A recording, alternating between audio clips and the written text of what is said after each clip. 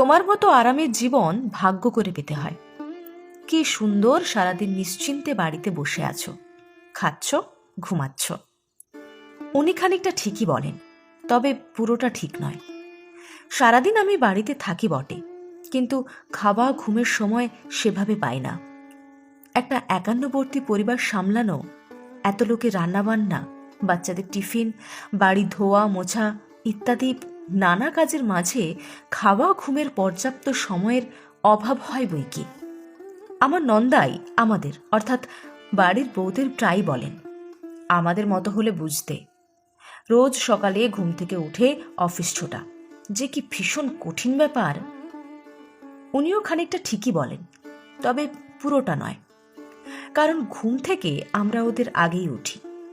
ওরা ঘুম থেকে উঠেই হাতের সামনে সব কিছু রেডি চান, আর সব গোছানো জিনিস নিয়ে কোনো রকমে তৈরি হয়ে ওরা অফিসে চলে যান।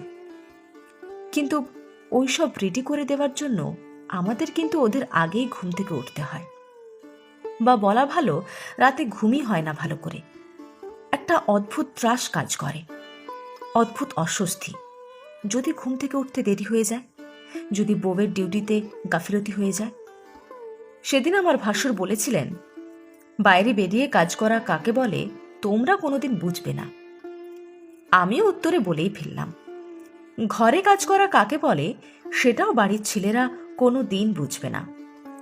বাইরে বেরিয়ে কাজ করলে তো বেতন পাওয়া যায়, কিন্তু বাড়িতে যারা বিনা বেতনে উদয়াস্ত পরিশ্রম করে তাদের আর কিছু না হোক একটু সম্মান বোধ হয় প্রাপ্য হয়। বৌমা, কি হচ্ছে কি? গর্জে উঠতে গিয়েও মিইয়ে গিয়েছিলেন শাশুড়ি, কারণ উনিও যে আমাদেরই দলে। ভুল তো কিছু বলিনি, প্রাপ্য সম্মানটুকু চেয়েছি শুধু, বলেছিলাম সেদিন। হ্যাঁ, আজও একই কথা বলছি। আমরা অর্থাৎ বাড়িতে কাজ করা বিনা বেতনে গৃহবধূরা, আমরা কারোর থেকে কম নই কোনো অংশে, কোনো যোগ্যতায়। তাই নিজেদের ছোট বা সংকুচিত ভাবারও কোনো কারণ নেই। আর পাঁচটা বাইরে কাজ করা মানুষের মতো আমরাও সম্মান একই রকমভাবে পাবার অধিকারী।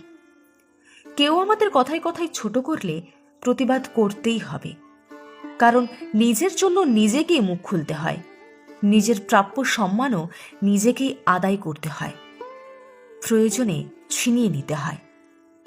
না, এতে কোনো ভুল নেই।